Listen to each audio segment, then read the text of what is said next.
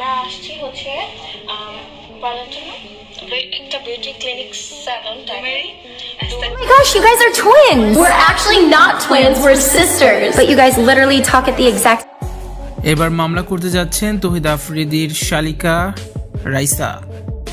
তৌহিদ আফ্রিদির বিয়ে নিয়ে তুলকালাম কাণ্ড। এবার মামলা করতে যাচ্ছেন আফ্রিদির শালিকা রাইসা। সামাজিক যোগাযোগ মাধ্যমে বুধবার 13 নভেম্বর বেশ কিছু ছবি ছড়িয়ে পড়েছে তৌহিদ উদ্দিন আফ্রিদির, যেখানে বরের সাজে দেখা গেছে আফ্রিদিকে।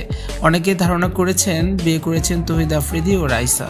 তবে বিভিন্ন গণমাধ্যমে বিয়ের যেসব ছবি খবর হিসেবে ছড়িয়ে পড়েছে সেখানে পাত্রী রাইসা ছিলেন না বলে জানিয়েছে আফ্রিদির পরিবার সহ কনের পরিবার।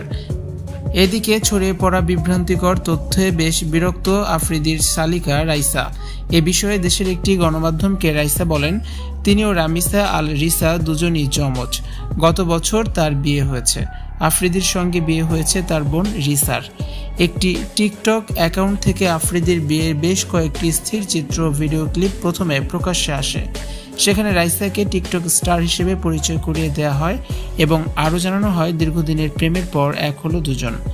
বিষয়টি নিয়ে সামাজিক যোগাযোগ মাধ্যমে বুলিংয়ের শিকার হতে হয়েছে রাইসাকে। রাইসা বলেন, দেখুন, আমি আর আমার বোন কেউই টিকটক স্টার না। আমাকে টিকটকে দেখেছে এমন মানুষও আপনি তেমন খুঁজে পাবেন না। তবে হ্যাঁ, আমি ব্র্যান্ড প্রমোট করি।